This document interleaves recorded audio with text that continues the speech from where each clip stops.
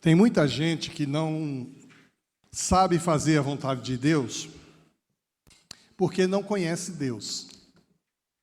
Tem muita gente desejoso de fazer a vontade de Deus, porém não conhece a Deus. Quando a gente não conhece, é difícil de agradar, de fazer a vontade. Nessas nossas caminhadas como pastores, a gente vai visitar alguém, regra geral, eles querem nos oferecer alguma coisa. Quando ligam para a Helenita, perguntam assim, o que é que o pastor pode comer? A Helenita diz, nada. Só água, pão de queijo. Ele não pode comer nada que tenha gordura, farinha, trigo, nada disso. Aí, quando eu chego lá, as pessoas, pastor, eu queria fazer uma coisa bem gostosa para o senhor, mas a Helenita disse que o senhor só pode tomar água e pão de queijo. Falei, café sem açúcar também eu posso. Né? Então, a gente quer agradar as pessoas e muitas vezes nós não agradamos quem a gente não conhece. Quando a gente conhece, eu fui visitar um pastor Valmocir, irmã Zita, e ele, ouvindo eu falar que eu gosto muito de ovo frito, aí eu cheguei na casa dela, tinha lá pão, bolos, pastéis, e fritou 3 ovos. Eu comi os 3. Não sei se era um para mim ou para o pastor Valmocir e para a irmã Zita, mas eu comi os 3.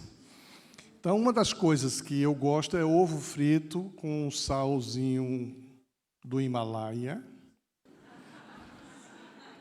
Porque o outro não é sal, o outro é cloreto de potássio. Então, eu não gosto, não posso engolir cloreto de potássio. Mas o sal rosa do Himalaia faz bem para a minha saúde. Inclusive, regula a minha pressão. Então, ovo frito com gema dura, não gosto de gema mole, não. Né? Você quer me agradar? Gente, tendo ovo frito com arrozinho, cafezinho, você vai me agradar com certeza. É tão bom quando a gente recebe alguém que a gente sabe como agradar. É preciso conhecer esse alguém para fazer a vontade desse alguém. Tem muita gente que não sabe agradar a Deus porque não conhece Deus. Por isso nós estamos pregando uma série de mensagens, conhecendo Deus e fazendo sua vontade. É tão bom essas meninas que fizeram o discipulado, os homens que estão fazendo o discipulado com os guerreiros, cada um deles tem alegria de fazer a vontade de Deus. Quando eles sabem que é bom, no desafio dos homens tem que decorar versículo, tem que fazer hora devocional, tem que ter tempo de oração, e eles estão fazendo isso, porque eles descobriram que Deus gosta de se aproximar de nós desse jeito. Então o desafio é que você que não acompanhou até agora nenhuma das mensagens, fique ligado que vai sair um link depois com todas as mensagens, conhecendo Deus e fazendo sua vontade. Deus deseja, Juarez já fez assim, ó. Lá em cima, isso aí, Juarez. Já está pronto? Que maravilha. Então, vale a pena conhecer a Deus. Quando a gente conhece a Deus, a gente vai perceber que a vontade de Deus, ela não é tão difícil de ser feita. A vontade de Deus, ela é agradável. Traz alegria quando a gente faz, nos agrada. A vontade de Deus, ela é boa, perfeita e agradável. Só que mesmo conhecendo Deus e fazendo sua vontade, em alguns momentos da nossa existência, a gente passa por crises. Por exemplo, quando uma coisa sai do controle, quando alguma coisa dificulta o viver da gente, a gente entra em crise. E muitas vezes as crises nos faz pensar no que a gente crê. Por isso o tema de hoje vai ser exatamente isso, uma fé em crise. Uma fé em crise. Eu não estou falando daquela crise de quem não crê. A crise de quem não crê é muito difícil, é muito pesada. Viver esse momento de crise sem saber que pode contar com alguém. Como Vili sabia que podia contar com a igreja do Senhor. Orem por mim, orem pela Ju. Ontem à noite, ele mandou para mim, ontem à tarde, pastor, o senhor pode vir aqui no hospital orar pela Ju? Falei, posso. Só que eu estava chegando de Campo Grande, cheguei à noite. Aí o pastor Nildo esteve lá antes, visitou, disse, pastor, agora ela vai dormir, o senhor vai amanhã. Então, hoje à tarde eu estou indo lá. Ele sabe que pode contar. Ele crê em Deus. E quando que crê em Deus está passando por uma crise de fé? Uma crise de fé. Eu creio muito em Deus, mas acontece alguma coisa na minha vida que eu entro em crise de fé. Eu começo a duvidar. Será que Deus me abandonou? Será que Deus esqueceu de mim? O que é que Deus está fazendo que não está enxergando o sofrimento pelo qual eu estou passando? O momento pelo qual eu estou vivendo? Eu gosto muito do profeta Elias. Vocês sabem que Elias é o meu profeta preferido. Eu já preguei aqui na igreja inúmeros sermões com esse texto de Elias. Elias, um homem que entra em cena de uma hora para outra com uma profecia estrondosa. Entra no palácio de Acabe e diz, não vai chover até que eu diga que chova. E a voz do Senhor veio a Elias, tirou ele, levou para o riacho de Querite. E lá ele ficou refugiado na beira de um riacho. Depois o riacho secou, ele foi levado para Serepta, para ser sustentado por uma viúva, e ficou ali um tempão. Depois a palavra do Senhor veio a ele e disse, agora confronte os falsos profetas, confronte os falsos deuses, confronte a falsa fé, a fé enganadora. E ele então vai e desafia os profetas de Baal, e diz o seguinte, vamos provar quem é Deus. Quem for Deus vai receber o holocausto. E deu aos profetas de Baal a oportunidade de oferecer primeiro o holocausto. E ali eles fizeram e começaram a clamar, Baal, recebe nosso holocausto, recebe nosso sacrifício. Baal, recebe o nosso culto. E na compreensão daquele tempo, receber o holocausto era o fogo queimar o holocausto. Aí Deus recebeu o holocausto. Mas o povo começou a gritar, a implorar, e Elias era bem confiante, começa, inclusive, a ironizar. Olha, gritem mais alto, talvez Baal esteja dormindo. Grite mais alto, talvez Baal esteja ocupado. E o povo passou um tempão evocando a Baal, Baal não recebeu o holocausto. Aí Elias vai, faz o holocausto e deixa lá. E para provar que Deus é Deus, que a fé no Deus verdadeiro que nós estamos conhecendo vale a pena, ele diz assim, molhe, jogue água no meu holocausto. E o pessoal enche de água, desperdiçando a água em um período de seca. Molhar o holocausto. Aí Elias ora ao Senhor e o fogo desce do céu e recebe o holocausto. E aí ele pensava que agora todo mundo ia deixar de seguir os falsos deuses para seguir o Deus de Abraão, de Isaac e de Jacó, o Pai de Jesus Cristo, nosso Senhor e Salvador. Mas o povo ainda assim não quis seguir a Deus. Aí o texto que a gente vai ler é a continuidade disso. Primeiro livro dos Reis, capítulo 19, versículo 9 e 8, de 9 a 18. Eu vou pedir a alguém que está com som, por favor, diminui aqui o meu retorno, que ele está me atrapalhando. Por favor, baixa um pouquinho o retorno aqui. Primeiro livro dos Reis, capítulo 19, versículos de 9 a 18. Diz assim o texto bíblico. Ali encontrou uma caverna. Então, deixa eu resumir um pouco mais. Mais um pouquinho. Aí. depois que ele derrota os profetas de Baal, lá no palácio, chega a notícia, e Jezabel, a mulher do rei, fica irada, porque foi ela que introduziu a falsa fé no povo de Israel.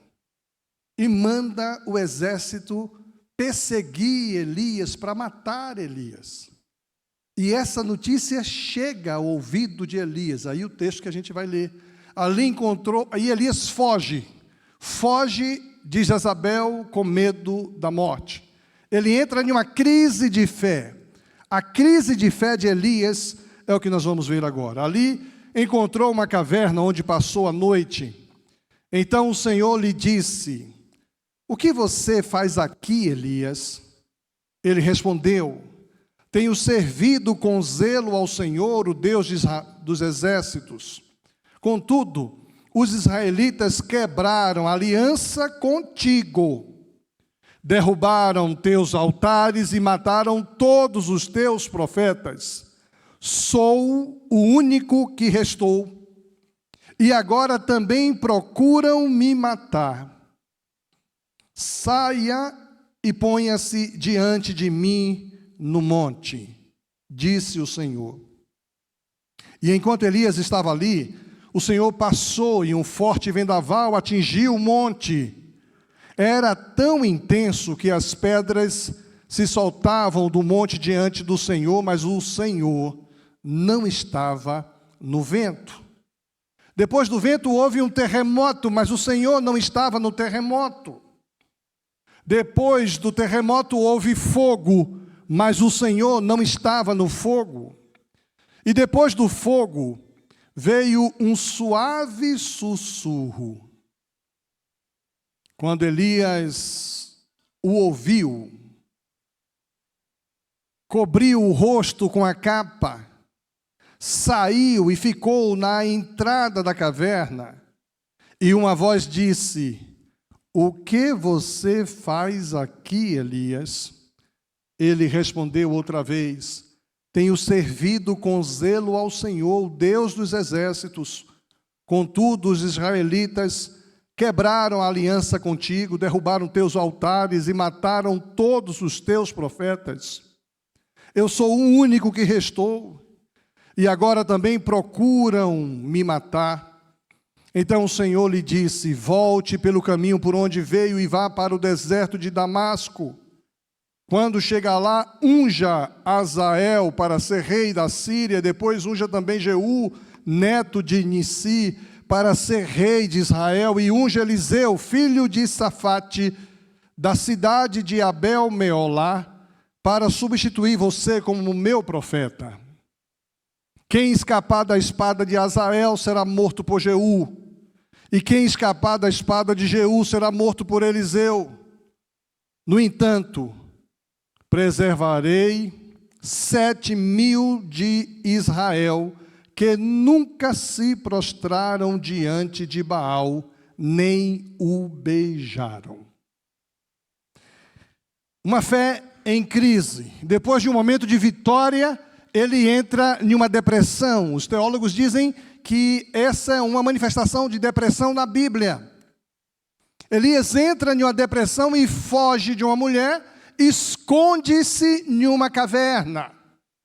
E quando chega ali naquela caverna, Deus pergunta para ele: o que fazes aqui, Elias? Vamos fazer uma brincadeira? Todo mundo me obedece aí. Você vai dizer o seu nome, tá? Então, quando falar no 3, você fala o seu nome, bem alto, o seu nome. Tá legal? Pode ser assim? 1, 2, 3. Isso. Está animado ali. De novo, diga o seu nome, porque isso é importante. 1, 2, 3. Pronto. Agora eu queria que você ouvisse Deus perguntando a você: que fazes aqui, seu nome? Dá para entender? Que fazes aqui, Nildo? Que fazes aqui, Ana? O que você faz aqui? aqui nessa manhã? O que te trouxe aqui nessa manhã? Talvez você veio porque você tinha um compromisso de fazer o café da manhã. Talvez você veio porque você tinha um compromisso de conduzir a igreja à adoração.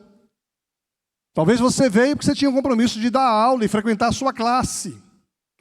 A motivação sua talvez fosse porque alguém que ia se formar nesta manhã te convidou e você veio. Mas eu queria que você pudesse responder para Deus o que você faz aqui nesta manhã. Qual o estado da tua alma, da tua mente, do teu coração? Como é que está o seu momento nesta manhã? Você que nos acompanha em casa, como é que está o seu coração e a sua alma? Deus está diante de você perguntando: que fazes aqui, fulano? O que você faz aqui? Deus está diante de ti. Elias, esse gigante profeta de Israel, vive um momento de crise espiritual e também emocional. Tem muita gente que acha que depois que a gente entrega a vida a Jesus, nós não podemos ter crise emocional. Aqui está um texto bíblico que deixa bem claro. Grande profeta, gigante homem, depois de uma grande vitória, ele entra em uma crise emocional. Ontem eu quase entrei em uma crise emocional. Sexta-feira, anterior às minhas férias, eu saí daqui, da igreja, trabalhei até 10 da noite. Saí daqui, fui tomar banho, arrumar mala para viajar amanhã cedinho. São 1.100 quilômetros. E eu gosto de sair aqui e dormir em Campo Grande. Aí eu fui arrumar a mala direitinho e fui tomar o meu banho. Gente, estou tomando banho, passei tudo que eu precisava passar. Shampoo e sabonete, era tudo isso. Começo tirando o shampoo, o sabonete, de repente o chuveiro faz... Tuf. Gente, pense em um cara que não gosta de tomar banho frio. Sou eu. Esse cara sou eu. Em Porto Seguro, naquele calor de 35 graus, eu ia para a praia, saía da praia, chegava na casa do meu pai, tinha que tomar banho no chuveiro de água quente. Eu não sei tomar banho frio. Eu sou capaz de ficar sem tomar banho uma semana, se tiver que tomar banho frio. Sou capaz. Vou contar isso mais não, que estou atrasado. Vamos lá. Só sei que terminei aquele banho de água fria, que coisa chata, ruim. E não dava tempo de comprar o chuveiro, de consertar o chuveiro. Aí eu fui ver o que tinha queimado depois do banho. Desliguei o disjuntor. Desmontei o chuveiro, vi que queimou apenas a resistência. Eu não tinha resistência, deixei fora. Quando voltasse ontem à noite, botaria resistência. Comprei a resistência lá em Campo Grande. Ontem à noite botaria a resistência e meu chuveiro ficaria legal. Quando eu chego ontem à noite, começo a sentir um cheiro estranho na cozinha. Falei, mas o que é isso? Quando fui ver, em vez de ter desligado o disjuntor do chuveiro, eu desliguei o disjuntor da geladeira. Gente, eu entrei em uma crise. Eu fiquei tão chateado. Carnes congeladas, não poucas. Tudo apodreceu. Mas não era uma crise emocional, era uma crise de chateação, porque eu devia ter conferido. Mas eu conheço pessoas que entram em crises emocionais, é muito mais profundo do que a minha chateação. Elias entra em uma crise emocional e ele então foge com medo de Jezabel e se esconde.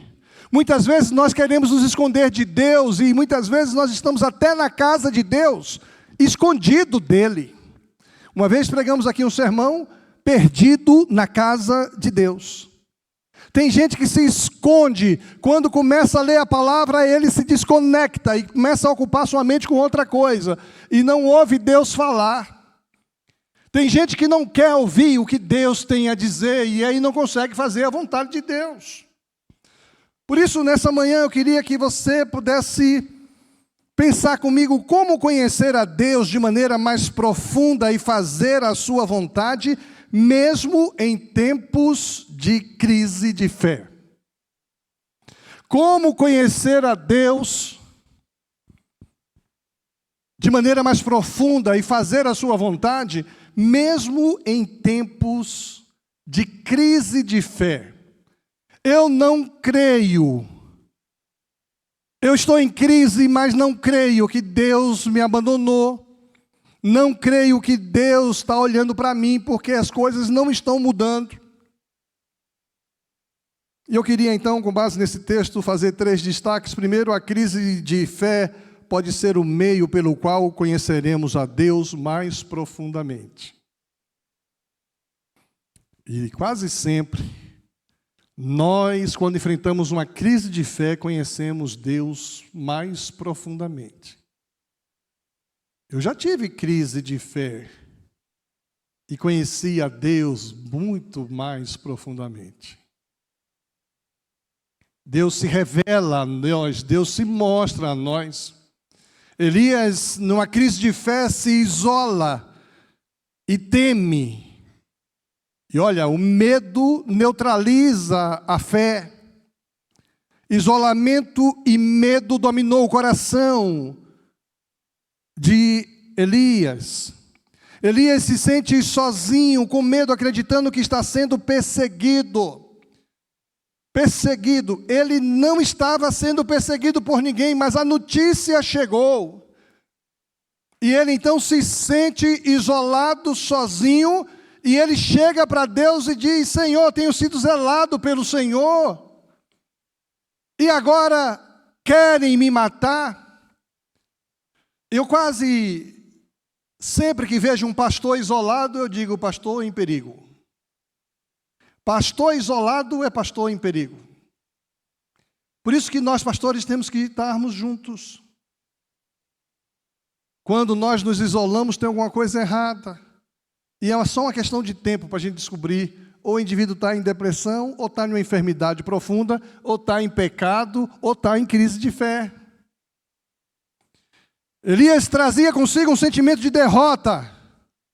E esse sentimento de derrota gerava no coração dele o desespero.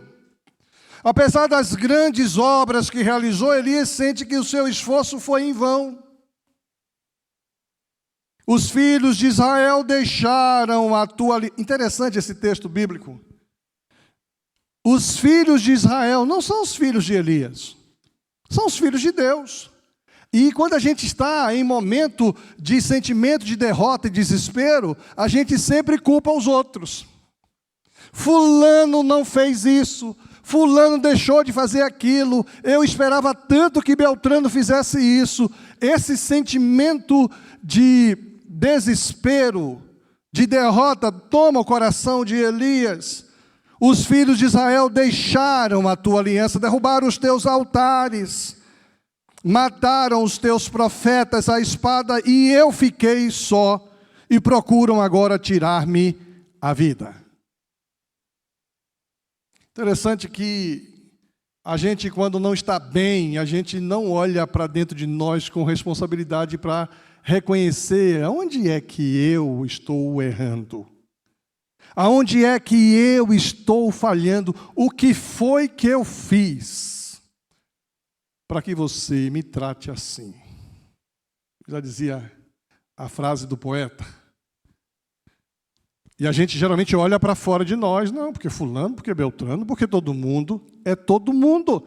Interessante que a gente viu no texto que mais 7.000 não dobraram o joelho a Baal, mas ele pensa que ele é sozinho. Eu já administrei crise de fé na vida de pessoas, que pessoas dizem: está todo mundo contra mim. Eu falei: todo mundo quem? Todo mundo, a minha família, a minha igreja, o meu trabalho. E quando isso acontece, a gente tem que fazer um exercício. Um dia eu estava com um problema sério aqui. Eu tinha uma crise dentro de casa, uma crise aqui na igreja, uma crise com um pastor, uma crise com um político que caminhava comigo. E eu falei assim: mas o que é que tem em comum? 5 crises ao mesmo tempo. A única coisa em comum com as crises que eu tinha era eu. Se a única coisa em comum com as crises que tinha era eu, logo o problema estava em quem? Em quem? Ninguém está entendendo, não. A crise era em quem, então? Diga de você, sua. É porque é muito bom jogar a culpa nos outros. Aproveita esse momento e joga a culpa em mim, que eu estou deixando a bola pingando. E eu então comecei a analisar o que é que eu estou falhando aqui dentro da família, onde é que eu estou falando aqui dentro da igreja, onde é que eu estou falando aqui no meio dos pastores, o que é que eu estou falando aqui na sociedade. E eu percebi que eu preciso mudar minha postura, ser mais paciente, ser mais simpático, ser mais relacional. Gente, não deu 3 dias, corrigi com tudo. Estava tudo legal, porque o problema estava onde? Aqui. Mas se eu fosse tonto, como Elias está sendo, eu ia dizer, todos estão contra mim. É esse o sentimento que muitas vezes nos leva à derrota, e alguns entram em desespero e fazem o que não devia fazer. Alguns fazem o que não devia fazer, pedem demissão no trabalho antes da hora, resolvem fazer uma empreitada que não era sua, e aí mete com a cara no chão. Eu fico pensando que nós precisamos abrir os nossos olhos, porque é no meio da crise que eu preciso ver Deus. No meio da crise, eu me lembro de Elias frustrado por causa da ameaça de Jezabel. Lembro-me também de Moisés frustrado depois de um tempo em que ele está 40 anos no deserto cuidando de cabras para o seu sogro, longe do convívio das pessoas. Nesta crise de isolamento de Moisés é que Deus se apresenta a ele e ele vê a sarça ardendo. E ele vai até lá e ali ele tem um encontro com Deus. E Deus pergunta para Moisés, que fazes aqui, Moisés? Tire as sandálias dos teus pés, porque o lugar que você pisa é um lugar santo. E eu quero dizer que você hoje está nesta manhã em um lugar que é um lugar santo. Deus está aqui. E Ele conhece sua mente, seu coração. Ele sabe o que fazes aqui. Gosto muito de uma música que falou muito ao meu coração em um dos momentos da minha vida em que eu estava me sentindo sozinho, em crise.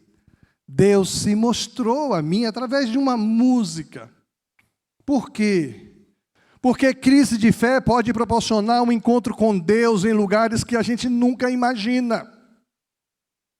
A manifestação de Deus se mostrou a Elias. Deus se revela a Elias de uma maneira inesperada. Primeiramente, há um grande e forte vento, mas Deus não estava no vento. Depois, um terremoto, mas Deus não estava no terremoto. Em seguida, um fogo, mas Deus não estava no fogo. Finalmente, um murmúrio de uma brisa suave, e aí estava Deus. A voz suave e tranquila de Deus se manifestou. Deus não se manifesta em grandes e poderosas demonstrações, mas no silêncio Deus acalma. A importância de buscarmos a Deus na quietude e ouvir a sua voz. Eu me lembro que o salmista disse assim, Salmo 46, versículo 10, aquietai-vos e sabei que eu sou Deus. O Senhor dos exércitos está entre nós. Aquietai-vos. No período da pandemia, em um dos momentos mais difíceis da minha vida, da minha crise de fé, Deus falava muito comigo com essa música assim, aquieta minha alma, faz meu coração ouvir tua voz. Me chama para perto, só assim eu não me sinto só. Porque, na verdade, eu descobri que tudo o que eu preciso está em ti. Mas meu coração é teimoso demais para admitir. Sei que depender é como viver perigosamente, mas eu preciso acreditar e confiar no que você me diz. Essa música, ela é muito forte para mim. Algumas pessoas que estão aqui enfrentaram crises de vida.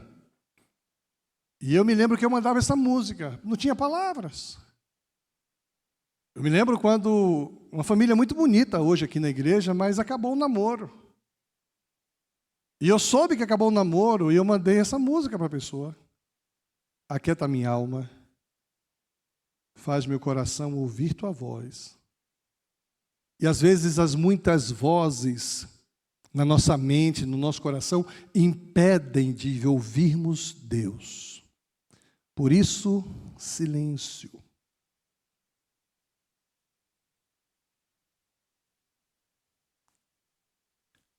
Precisamos de Deus que acalme a nossa alma. O autor da música diz: aquieta minha alma, Senhor, faz meu coração ouvir tua voz. Terceiro lugar, depois da crise, somos chamados a agir. A gente passa por uma crise de fé que leva a nossa alma, nosso coração ao desespero, nos sentimos sozinhos, isolados. Depois, nesse lugar, a gente tem um encontro com Deus e quase sempre de uma maneira que a gente não espera. É no silêncio que Deus se mostra a nós. Em terceiro lugar, Ele designa uma ação. Há uma reafirmação da missão de Elias. Deus não só conforta Elias, mas também lhe dá uma nova missão. Versículo 15. Vai, volta pelo teu caminho. Faz o caminho de volta. Coisa interessante. No Antigo Testamento já apontando para a conversão. O Novo Testamento diz que a conversão é fazer o caminho de volta. Lembra-te, pois, de onde caíste, arrepende-te e volta ao primeiro amor. A coisa mais sublime para quem errou é fazer o caminho de volta. É voltar atrás, é não insistir no erro. Vai, volta pelo caminho para o deserto de Damasco. E chegando lá, tem uma nova missão, um novo desafio. Você vai ungir Azeel como rei sobre a Síria.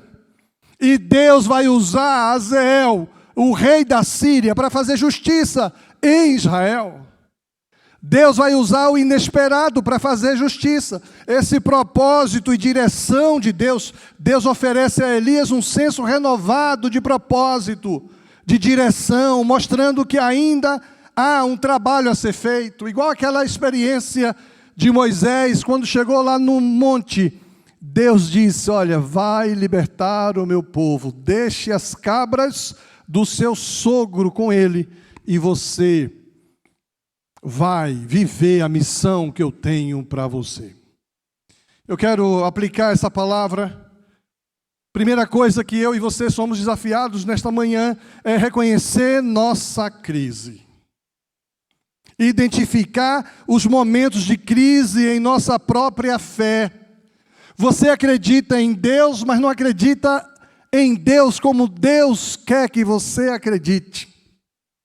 Você acredita em Deus em áreas da sua vida. Tem coisas que você até acredita em Deus, mas outras coisas você vive como se Deus não existisse. Qual tem sido a sua crise de fé? E quando estamos em crise de fé, esse sentimento de isolamento, de derrota, muitas vezes domina nossa vida. Reconheça sua fé em crise. Deus, aumente a minha fé. Deus, eu quero crer de novo. Deus, eu quero crer como já criei no passado. Deus, eu preciso crer que o Senhor está olhando e falando para mim. Outra aplicação, busque a presença de Deus. Eu não preciso vir ao templo para buscar a presença de Deus. É bom buscar a presença de Deus aqui. Mas eu posso também, no meu quarto, no meu trabalho, no trânsito, buscar a presença de Deus. Deus, vem comigo. Deus, eu preciso do Senhor. Eu preciso do Senhor no meu casamento, eu preciso do Senhor na minha casa, eu preciso do Senhor no meu trabalho, eu preciso do Senhor no trabalho que eu exerço na igreja. Eu preciso do Senhor. Senhor, vem comigo. Aprender a buscar a Deus no silêncio e na quietude, ouvindo sua voz suave e tranquila, em meio ao tumulto da vida.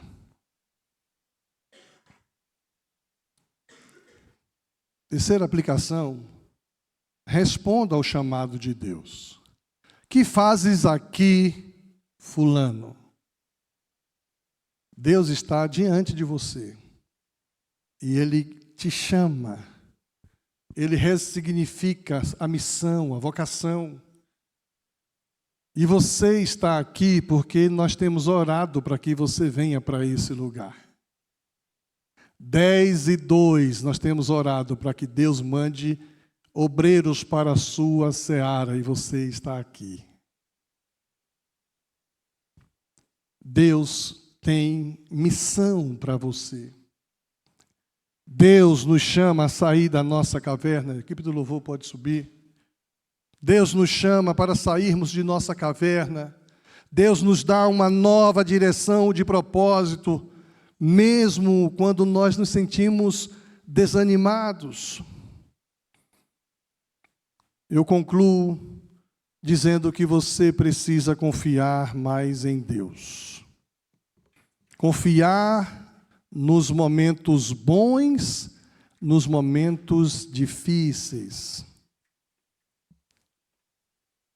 Eu concluo dizendo que você precisa agir em obediência a Deus.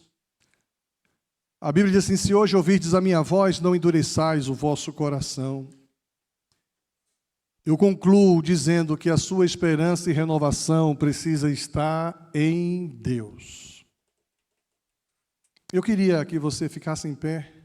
Não sei se botou a última oração. Botou? Vamos fazer essa oração juntos? Vamos ficar em pé todo mundo? Vamos ler essa oração aqui, né? Todos, no final a gente tem que incluir em nome de Jesus. Amém. Vamos fazer essa oração juntos? Vamos comigo? Deus, nos ajude a reconhecer sua presença em nossas vidas, especialmente em tempos de crise, e que possamos ser obedientes ao seu chamado, encontrando nova esperança e propósito em sua vontade, em nome de Jesus. Amém. Vamos louvar a Deus encerrando o nosso culto.